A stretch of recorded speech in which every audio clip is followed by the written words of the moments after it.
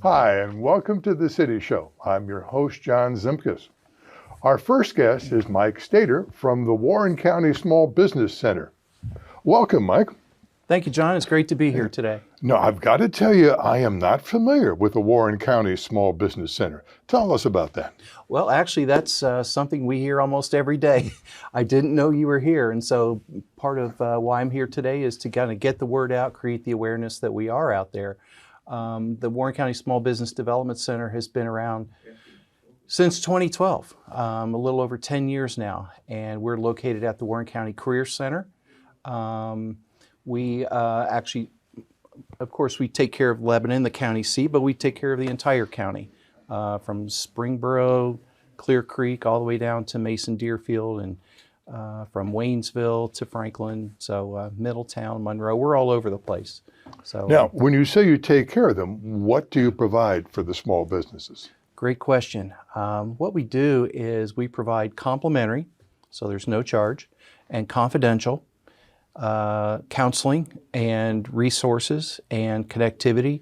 The reason that it's complimentary is because we're funded by a federal national grant from the Small Business Administration, which we have to apply for every year. We're funded by a State of Ohio grant from the Ohio Department of Development, which we have to apply for every year. And then we're also funded locally by a public-private partnership here in Warren County called the Small Business Development Alliance, SBDA.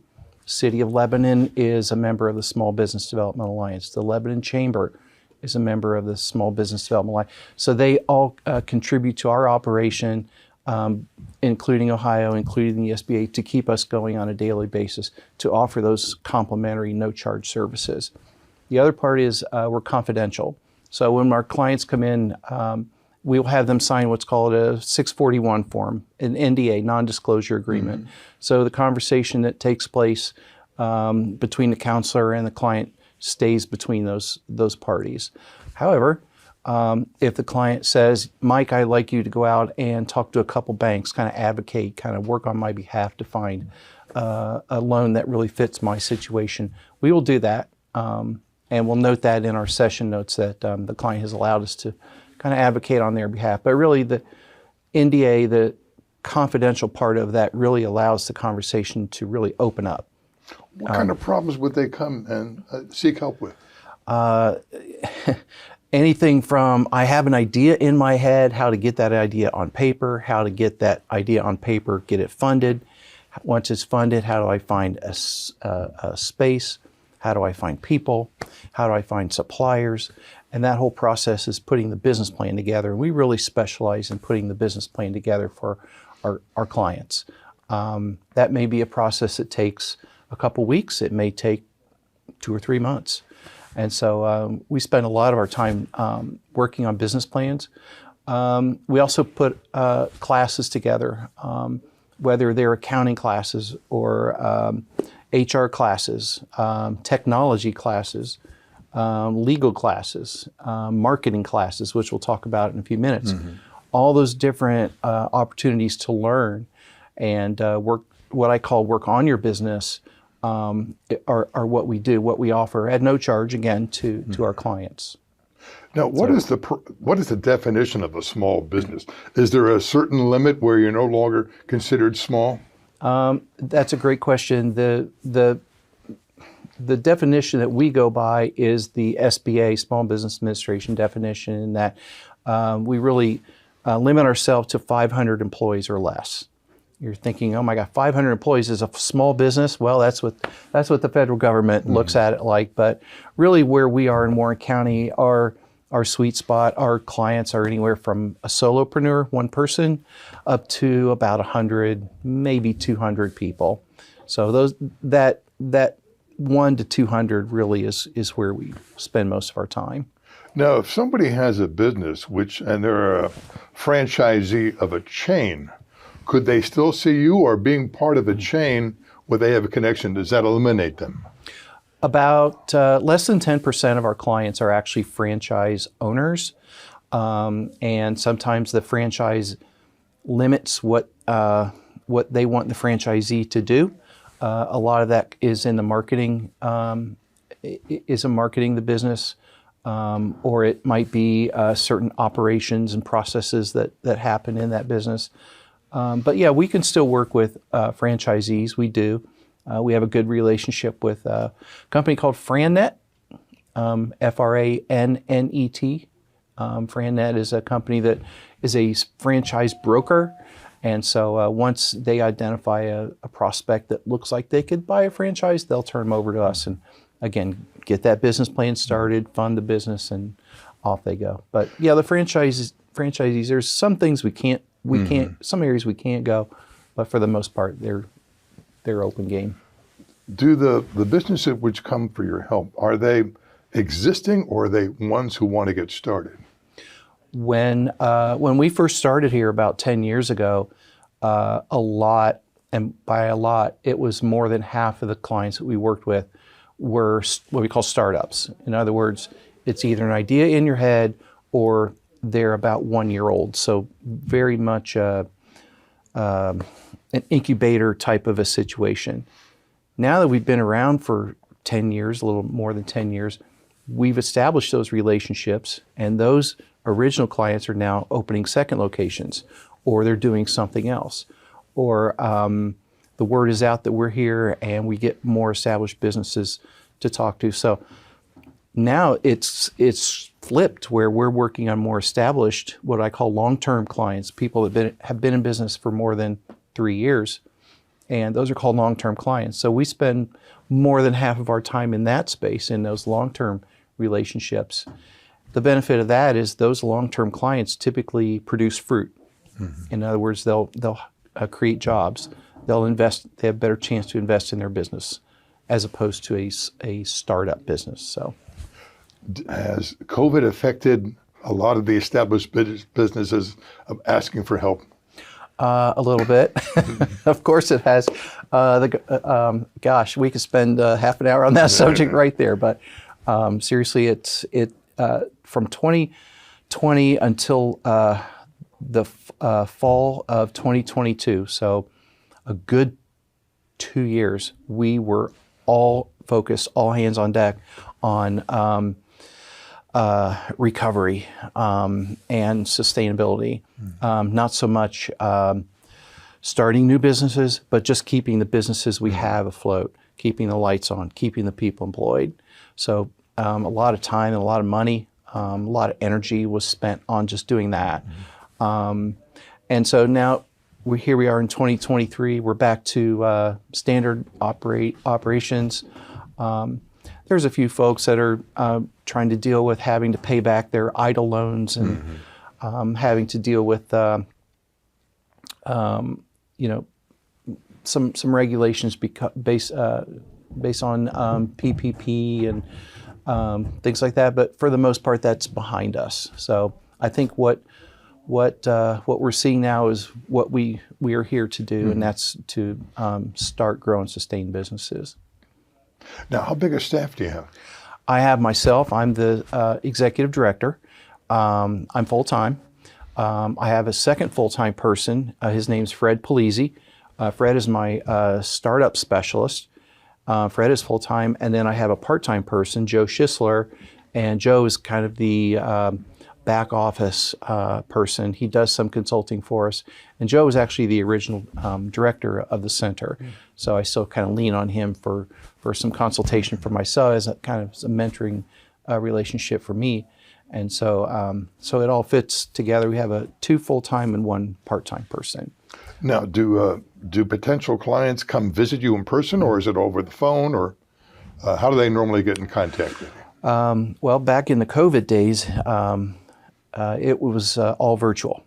And so that really was how we kept this thing going, was all virtual. And email, we did a lot of email, a lot of scanning and things like that. But now that we're back to normal, it's back to face-to-face. We still do some Zoom meetings, but it has become less and less of our time. And so we're back to really doing full-time in-person meetings.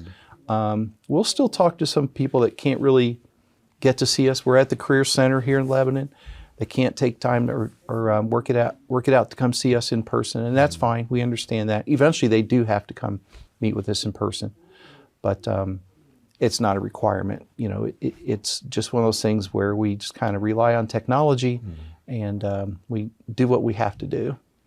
Now, you've got an expo and trade show, is that correct? Expo and trade show? That's correct. Okay. Yes. That's coming up, what, next month, right?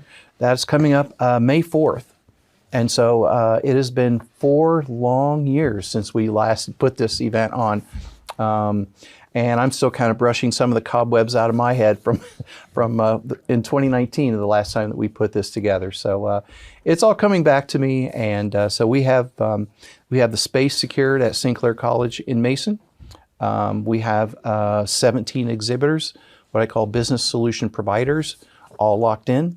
And our ticket sales are now going strong. General admission tickets are for sale through Eventbrite and Constant Contact. So actually, as I was sitting in the parking lot getting ready to come in here, I just sent out about 2,500 email invitations to this event. So it'll be interesting to see the response when I go back out and look at it. But, And what's the admission? the admission is $15. That's before May 3rd. If you attend day of show, it's $20. Those costs go to cover my costs for food. We're going to put on a big continental breakfast, and we do some printing for the event, event programs and things like that. If you are a military entrepreneur, a veteran entrepreneur, there's no charge for you to attend. Oh, that's great.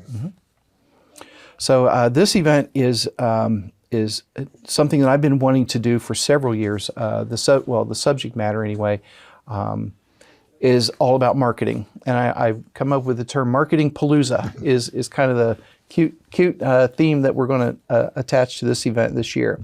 And so we have 6 classes. We have 3 classes between 9 and 10:15, and we have 3 classes between 10:45 and 12. And so what I'm encouraging folks to do is bring more than one person, if you can, to go to multiple classes, because there's a lot of content that's going to be shared. There's a lot of subject matter experience that's going to be shared. And so the more people that show up to take all that in, the better. And for $15, that's a pretty good spend. So for that 9 o'clock track, we're going to have 3 classes. The first one is called Business Marketing Automation. And that is, if anyone is from the sales and marketing world, we're going to talk about something called CRM, Customer Relationship Management Systems, and how you can use that in your business. The second 9 o'clock class is put on by Legend WebWorks, and Legend WebWorks is going to talk about website development and management. And it's very at least once a week we get clients coming in that want to start their website. How do I do that? Who do I talk to? How much do I spend? And so we're going to address all those questions. Website development and management put on by Legend WebWorks. And then the third class in that 9 o'clock track is called Personal and Brand Reputation Management. Whether you're a business and you're concerned about what people are saying about your company, or what people are saying about your employees, or what your customers are saying about your products and services, this is a good way to kind of investigate all that and understand how to deal with that. That's put on by the D. Malanta Design Group, and that's actually a Lebanon-based marketing company just right up here on North Broadway. Now, I was just thought of a question. Say you've got this business and you've got a fantastic name. Do you trademark it? And would that class tell you how to do that, or if you should do that? I would say that would be any of these subject matter experts would offer advice on that. But if it's a name where you think that somebody else might take it, might want to use it, I would trademark it. It's like $35 through the Secretary of State. Very affordable and very easy to do online. You can get it done within 24 hours. And for all you lawyers out there, I hate to rain on your parade, but they really don't need a lawyer to do that. So yeah, I would suggest probably covering your bases on that. And then from 10:45 to 12 noon, we're going to have 3 more classes. The first one is called Using Social Media to Grow Your Business. We all do that. I think we're all over the place on how and what we're saying and how to engage customers. But this company called Thryv, Thryv, is going to help us and show us how to use social media to grow your business. The Thryv folks, I actually am bringing them in from Las Vegas and Dallas. So they're coming in on their own dime to share this information with our clients. So, and then the next class, SEO, Search Engine Optimization, for maximum web exposure. In other words, when you go to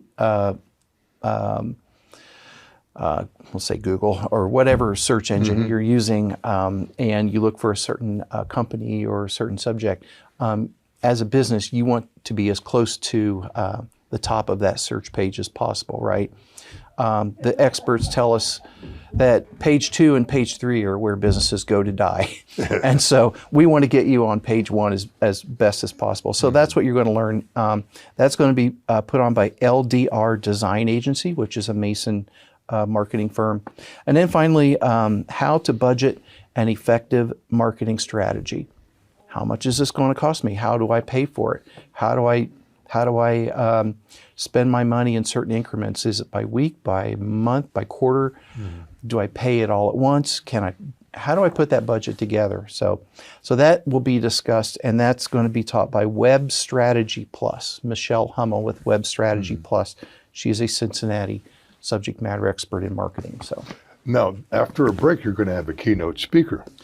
We're fortunate to have the president and CEO of the Warren County Convention Visitors Bureau, Mr. Phil Smith.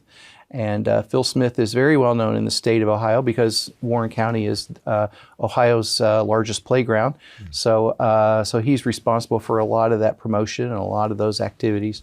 And so he's going to share with us how does he market Warren County throughout the state, throughout the Midwest, and throughout the country. And so he's on a bigger scale, kind of give us maybe some ideas on how he, promotes Warren County, and so looking forward to hearing from him. Well, it all sounds fantastic. Now, this is what, May 4th, you said, right? May 4th, and so the doors open at 8 a.m. I believe that's a Thursday? That is a Thursday, and we'll go till about 1 o'clock. We're going to stagger the classes and the exhibits and the keynote speaker, and it all fits together. And so I'm really looking forward to getting this event back on a lot of people's schedule, a lot of people's radar, and seeing a lot of people again that I haven't seen in about 4 years. So it'd be great. Now, with being only $15 and small businesses being $500 or less, even a well-established business could learn something from the expo and trade show. I would think, even if you just come for one class, I think it would be worth your time, and $15 just to hear one of these subject matter experts, maybe meet a couple of exhibitors that are going to be at the event. So sure, it'd be worth it.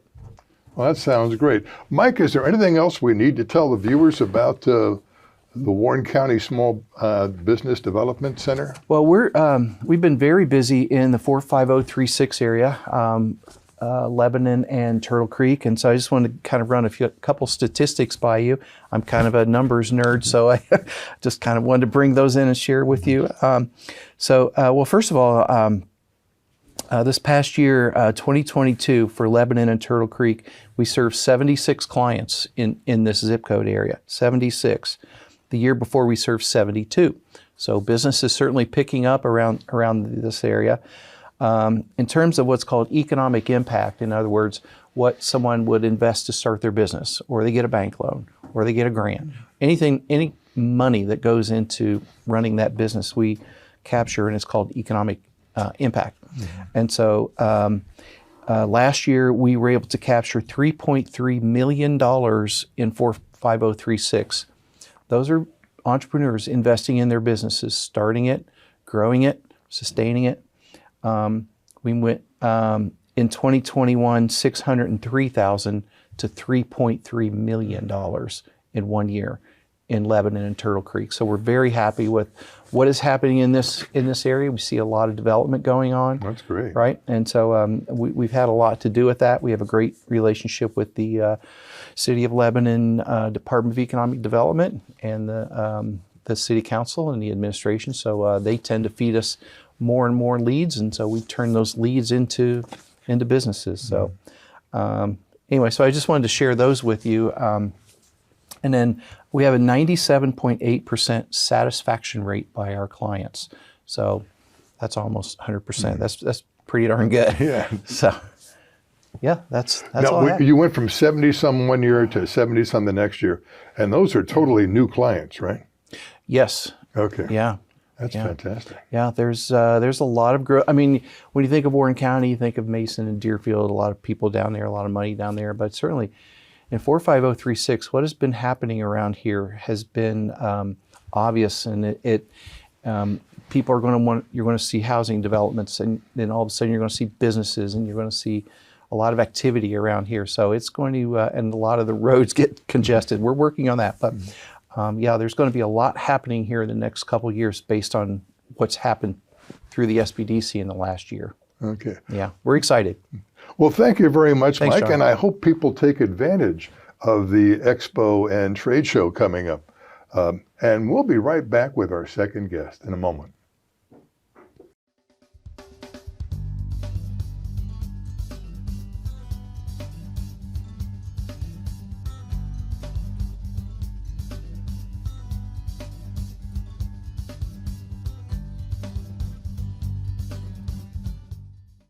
Welcome back. In our second segment, we have Zach McDaniel and Katie Wolf from Talbert House. They're both prevention educators, I believe is correct. Yes. Yes. First off, what is Talbert House? Yeah, so Talbert House, I mean, we do a lot of different things. We're most known for outpatient services, right? So mental health, ongoing clinical sort of treatments for a variety of mental health concerns, substance use sort of stuff. But we do a lot more than that. We're specifically here discussing kind of the prevention side of things, because ideally we'd like to reach people in the community before they ever need, any sort of treatment. Mm-hmm. Now, what kind of treatment would you offer? Yeah, so Talbert House, I mean, again, it's most known for outpatient sort of stuff. So if someone had any concerns around, their alcohol use or any other sort of substance, or just general trying to develop good mental health, right, which is an ongoing sort of process, they can always reach out and, we have those clinical providers in-house at all of our locations that will be able to set that up. We do work a lot with, the justice system as well. But like I said, I always like to really focus on the fact that people can still give us a call, show up, and get that scheduled. For prevention specifically, again, I always like to say that, look, if you think you don't need us, if you think you don't need our services, then we're in the right place. Because our whole goal is to reach you when you don't have a real need, right? So we actually, take phone calls from school districts, from businesses, from other organizations that ask us to come in, and we'll do trainings on, again, general mental health 101, any key information they need to know about certain substances, and just trying to develop a resilient community. That way, again, they don't need those more severe sort of treatments later down the road. Now, does the justice system refer people to you? Yeah. Yes. Yeah. Okay. Is it part of their recovery or probation or whatever it might be? Yeah, it can be done in a variety of different ways. From my understanding, and I'm not in that world, right? But I think, those individuals are still given choices, right? And there's a number of providers out there. Talbert House is just one of them. But yeah, many of them often choose to come to Talbert House as one of those providers. But there's other ones there listed. A lot of times in the community, I tell people you can always go to the Mental Health and Recovery Board here in Warren and Clinton County, their website, and you'll be able to see Talbert House and all the other providers in the community. But it is just that, ongoing rehabilitation process. And sometimes it's, after someone's been incarcerated, sometimes it's beforehand, sometimes it's probation. But then again, sometimes we're working with individuals who, are just out and about and living life, and they want to make sure, they are resilient and healthy and don't end up in that position in the first place. Now, we were talking before we went on the air about there are two local locations here in in Lebanon, and Columbus Avenue and Cook Road, right? Yeah. Now, does a person just walk in either one of them if they have a issue or a question? Well, the office on Columbus Avenue is prevention services, so that's where our team is mostly located. If you were looking for treatment or outpatient services, you could walk into the Cook Road office. Usually they prefer you call ahead, but if you do walk in, they can either get you set up with an appointment or in some cases take that walk in and do the mental health assessment right away. So the Cook Road location would be the one. So it's mental health, but it's also dependency on drugs or alcohol. Yes. Right. And sometimes it's a combination of both, right? Most of the time there's a real combination of both going on, right? It's talking about, a lot of times when we're talking about substance use, there's an underlying sort of mental health sort of thing going on there. A lot of times we'll say things like, where does mental health begin and substance use treatment begin? Because they tend to overlap in kind of a Venn diagram. So, yeah. Now, the people who seek help, are they all walks of life and all ages? Oh, absolutely. Yeah. And I think for us in prevention, that's really, really important, right? Just off the top of my head, I think we have stigmas, right, that are still out there and still exist. But, a lot of work I do is around low risk alcohol use and drinking responsibly.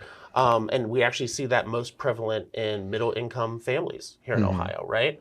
It's not always, the stigmatized, low income, struggling socially, economically, where we actually tend to see that. It's a need that everyone has. And that's why I think a huge part of what we do is just breaking down that stigma and getting people willing to give us a call, check in, see what services we provide before they get, down and out. Now, do you work with Alcohol Anonymous, or are you working side by side or doing different things for the same individual, perhaps? Yeah, I would say that, it's all about filling gaps. The gaps that we fill at Talbert House are really twofold when it comes to something like alcohol. It is that treatment aspect of it if someone has an alcohol use disorder. I would say the biggest thing with alcohol we do is our Be One of Us initiative here locally in Lebanon. And that's, again, about reaching people who might not actually have an actual alcohol use disorder. They might not, be struggling with something like alcoholism. So what we do is we just aim to better define what drink responsibly means so they can make responsible choices as adults and lower the likelihood of them potentially developing an alcohol use problem down the road. And the Be One of Us, what does the us imply? Yeah, absolutely. Well, so we've looked into the numbers, right? And everyone likes to talk about kind of the scary stuff, right? Like, oh, look at all these rising trends in our communities and that. And we do have some of that going on locally with alcohol, but we really wanted to be positive. So in looking at the numbers, what we found out really quickly was that 85% of Warren County adults, right, that's us here where we're at right now, do drink responsibly. They do follow the low risk drinking guidelines. Specifically speaking, they don't binge drink. That's not a behavior that they engage in. And 85% is a really strong number. That's a significant amount of individuals here locally. So that's kind of our tagline, right, is 85% of Warren County adults don't binge drink, and we encourage people to be one of us, right?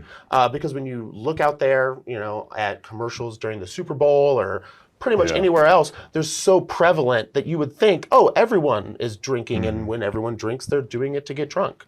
That's very normalized. But when we look at the numbers, it's just not what we see. So it's letting people know the facts, right? That most of us do drink responsibly when we do decide to drink, and we're just spreading that awareness. Now, I understand you have partnerships with businesses. Yes. How does that work? Yeah, so it's really cool. So we've actually partnered with the City of Lebanon, the Lebanon Chamber of Commerce, and a number of other providers kind of in the area. And what we've done is we've developed the Be One of Us message and better defining what drink responsibly means. For us, that's the low risk drinking guidelines. And we develop materials for it, the brochures and all that sort of stuff. And what we do is we go out to local businesses and we say, hey, if you're willing to help spread awareness for our initiative, the Be One of Us, initiative, and better define what drink responsibly means, we'll turn around and we'll help promote you. So I think perfect examples are, something like Anna's Popcorn. right? Super popular, and it's amazing here in town. She's a Be One of Us partnered location, one of 20 right now. And what we do is she has some of our Be One of Us brochures there in her establishment. And then what we do is we get her plugged on our website, and we promote her every chance we get, like right now, during this interview. But yeah, we have 20 other locations, Villaggio's, My Ploys, the local railroad is partnered. We always encourage everyone to go check out the website because that list is growing, and it's growing fast. So it's just finding that, where the incentives align, and we appreciate all of our partnered establishments. We wouldn't be able to do this without them. So yeah. Now, Talbert House, is it a private organization or is it government funded, or what is its basis, its start? You want to take this one? It's a nonprofit, so it is primarily funded by grants and donors and stuff like that. Talbert House Prevention Services is funded entirely by the Mental Health and Recovery Board. So that's where we get our funding to do the things that we do out in the community. And that could be anything from school-based education to participating in community events. Yeah, and we really appreciate the community, right? I mean, Warren County is amazing. The local mental health levy that comes up every 5-10 years always passes with a tremendous amount of support, right? So I think we see here in this community that we're all recognize just how important that is. And I think it's great to call them out and let them know, like, hey, it's services like this, when you see them in the community, that those funds are being used for, right? Which is why everything that we do in prevention, any trainings, any initiatives like Be One of Us or anything else, it's always 100% free, right? Because it ultimately comes from that local levy. Oh, that's great. Yeah. That's great. I did a little homework last night, and I looked up who Talbert was. A gentleman from UC, I believe. The full backstory I don't want to overly get into because I'm probably not the historian for it. But I do know, I think it was the early 60s that Talbert House got started in Cincinnati. It's definitely probably one of the things that Talbert House is most known for, right? Is, it got started in Cincinnati and was providing housing services, right? Hence Talbert House. And Talbert House does still do some of that over in Hamilton County. But again, since we're funded with local levy dollars, all of our work, we're really focused here in Warren County, right? Yeah. So as much as we see Talbert House spreading throughout pretty much all of Southwest Ohio at this point, a lot of its services are still very regionalized, right? Because what individuals might want here in Warren County could be very, very different for individuals in Hamilton County. As someone who grew up here, we're only a stone throw away, it feels like, from downtown Cincinnati, right? I can go there and do events, but they're still very different communities. Yeah. So is it, beginning in Cincinnati, is it basically the tri-state area? Is that what it is, or has it gone beyond that? It's still definitely regionalized to this area. No, it's definitely not a national organization by any means at this point, but it is spreading out in this immediate vicinity, right? We're in a number of counties. I believe we're in Warren, Clinton, Hamilton, Butler counties, Clermont County, I think. And again, different services for each region, just based off of how they're funded. Again, a perfect example would be prevention services. This Be One of Us initiative was crafted specifically for Lebanon and for Warren County. So if you go down to Cincinnati, right, where Talbert House is still present, you're not going to see that Be One of Us messaging because we've designed it specifically for our residents here, which I think is really important. It's no different than encouraging people to eat and shop local. Right. Do you know what I mean? Yeah. While I was doing my homework, I came that this one slogan was creating a better community or a greater community, one life at a time. Yes. That's fantastic. I really like that. Yeah, because it really gives you the chance to look at it that, it's about helping communities as a whole, but to really accomplish that, you got to still worry about the individual, and it's keeping, both of those things in mind. Zach, Katie, is there anything else we should let the viewers know about Talbert House? Well, we actually have an upcoming event and some things if you want to plug that, Katie. Sure. Yeah, sure. So on May 9th, we are partnering with the Substance Abuse Prevention Coalition of Warren County and the Warren County Veteran Suicide Prevention Coalition to do like a town hall event. So we're going to be provided with food, childcare, therapy dogs, but also we're going to have a panel of experts to talk about topics like suicide, substance use, and how that relates to the veteran community. It's also Fentanyl Awareness Day. So we're going to be raising awareness about fentanyl in the communities. We're going to be offering Narcan. And And where will this be? it'll be at the Countryside YMCA in their event center from Okay, 6 great. to 7:30. Yep. And that's Saturday? It's a Tuesday Tuesday, evening. excuse Yes, me. May Okay. 9th. Yep. Oh, that's great. That's great. Outside of that, I mean, right now, I mean, if we're in Lebanon on the Lebanon show, I'd be foolish again to not plug the Be One of Us initiative. So if anyone ever is walking downtown and you see any of the stickers on the windows that say that they are a partnered Be One of Us establishment, go to the website, check that out. Any support is amazing. Like I said, after our first 6 months last year, when we really launched it, we had 20 locations. We're hoping to get up to about 35 this year. And with it being 2023, we're anticipating a large number of kind of online efforts. So if any of you are on your phones, on Facebook or anything else, and you see us, don't be surprised. That messaging is just going to keep rolling out year over year. Well, thank you so much, Zach and Katie. It's a great program, and I wish you and the community a lot of success with that. Awesome. Thank you so much. We'll be right back in a moment.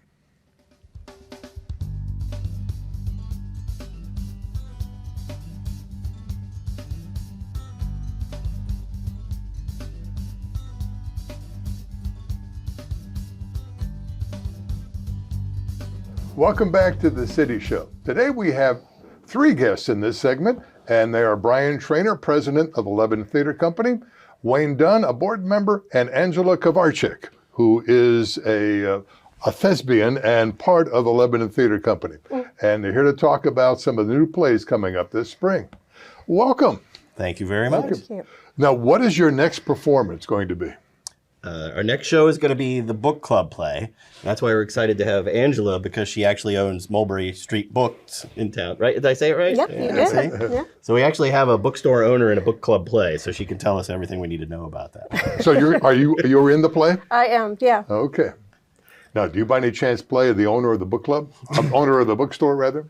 No, but I am. I do like to be the boss of the book club. Yes. That's right. Yeah, we didn't want to typecast her too much, right, Wayne? She says it's mine all the time, and then there's confusion about whether it really is or not. So. My book club. Yeah. Now, what's the play all about besides a book club? Well, did you want to talk about it? Let's say we didn't prep, but... It's who you point at me or her. Well, I was pointing at you since you're the Okay, director, that's so right. I was picking on you. It's a story about a group of friends who get together every so often and they discuss a book they've read, and they bring what they love about literature to the meeting and so forth. But it's not what you call a homogeneous, idyllic combination of people. They're from all over the place, including Anna, who Angela's playing. Her husband is only there because it happens in his house and they have good food. That's about as involved as he is in the books. But there's various interesting things that happen because this book club is being filmed by the, what do you call that? It's being filmed for a documentary by Lars Knudsen. Documentarian Lars Knudsen about the novelty of book clubs. So is it a comedy or is it a dramedy, or if you want to use that word or not? Yeah. It's kind of a comedy, yeah. I play Anna, and Anna is very meticulous about all the aspects in her own life, and she likes to curate her environment, including her book club. And it doesn't always go to plan. Now, are the players simply the book club members, or are there people outside of the book club in the play also? Yeah, I think that's the main theme is most of the players, it starts out with the regular people in the book club, and then partway through you get a disruptor that gets invited without protocol, and that kind of sends the whole thing into chaos. She doesn't like doing anything without protocols. Yeah. You broke the rules. It's my book club. What's the history of the play? Where did the play come from? Or Karen Zacharias is a playwright and has been working in this area. The original director of her show, the book club play, was now the artistic director of Playhouse in the Park. Oh. And that's where it came from, and where I first saw it and pitched the show because I thought it was hilarious and meaningful at the same time. Wait, Brett Robinson directed this before? Yep. I got to interview He did him. it first, yes. I got to do your job with that. No, I work for an architecture firm downtown. We actually were the design company that did Playhouse in the Park, the new building for them. So, and we did the LCNB building here in town, the big corporate office. Fantastic, yes. So our Lebanon connection. Now, speaking of Playhouse in the Park, there's another relationship with Playhouse in the Park coming up later this month. And what's that now? That's Nate the Great, the musical, right?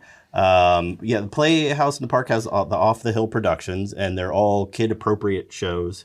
I went to the last one, Stella Luna. I was laughing as much as the 4 and 5 year olds. It was adorable.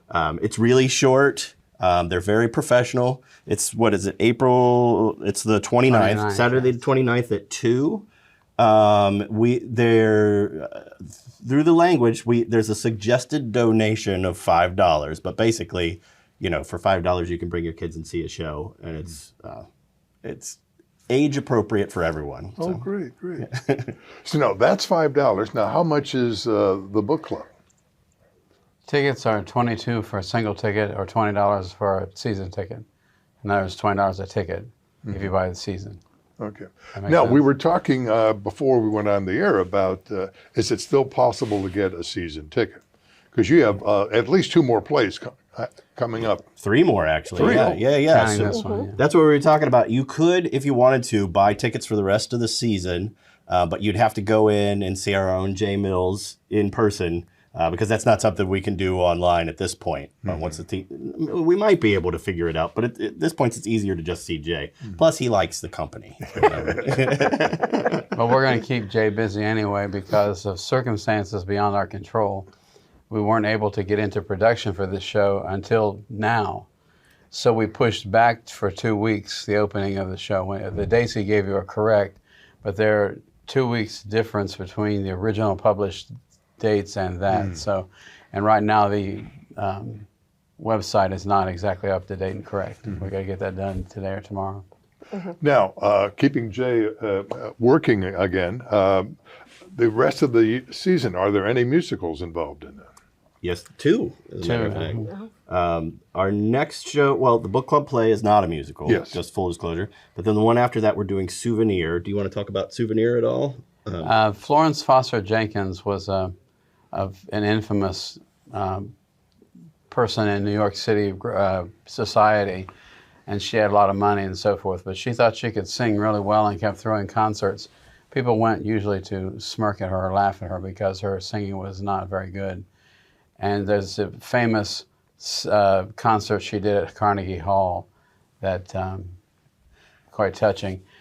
So we were doing a story about her life and her performance and her mark on New York City society.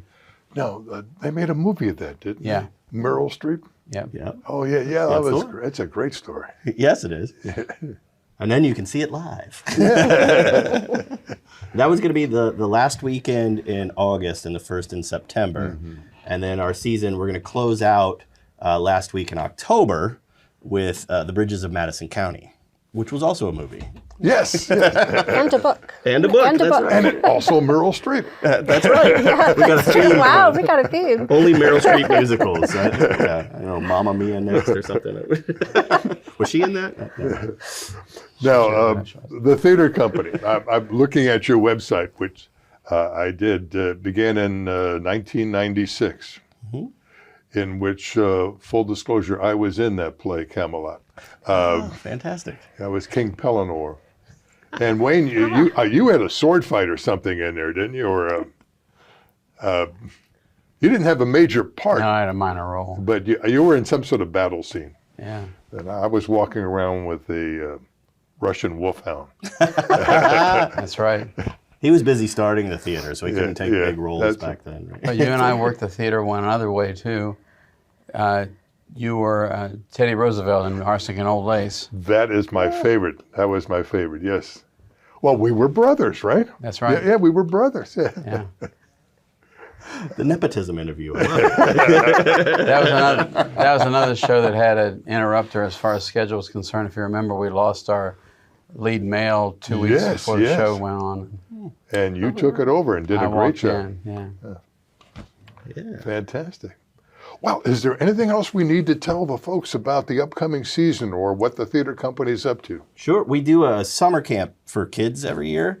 And I had to write the dates down because calendars are my enemy. But it's called Camp Spotlight on Kids, and it starts June 19th through the 23rd. I think people can get registered now. So if you've got kids and you need to keep them busy for a week, this is a great camp. It's run by, I know Kate Eddington is in charge of it with her sister. They do a great job. And Paula is a part of that. Yeah, Paula Whitaker, she's a board member as well. Paula and Kate are both on the board, and they're both associated with the camp, and they have a great time. And Carol, yes, I'm sorry. And Carol will get mad if I don't mention her name. Thank you, Jane. Discreetly off screen. That's what. He keeps us organized. So. Now that camp's been around for 20 years, hasn't it, or more? Yeah. Yeah, we've That's had great. younger brothers and sisters, coming through the fold, and it's been quite fun to see it happen. Now, at the end of the camp, is there a performance? Yes, they do. And write a script and put it on a Friday. The Friday of the camp, like at noon, so people get off at lunch hour. One show only, kind of a nice thing for the parents. Now, is there an age limit for the camp? Yeah, I think it starts at 6. It's from 6 to 12. Thank you, Jay. We should put another chair behind the I know. It just pops up and answers Right over here. questions and goes back. He doesn't like to be on camera, so he hides in the corner. And then when you forget something, he's yelling at you, and you're going, "What? Well, that's great. You got some fantastic things coming along. I'm so glad to hear about it. Once again, anything else we need to talk about? No, you can sign Evan up for Well, yes. I a could. theater camp. My grandson, yeah. He's quite a creative person. He is. That'd be a good time. Well, thank you all, Angie, Angela, Mike, and Wayne for being here. I'm Brian, but close. Okay. It was close. Mike was Brian. But you got Angela. That's all good. the Thank you, and best of break a leg this season. Okay. Thank you very much. Okay. Well, thanks so much for watching the City Show, and I'll see you around town.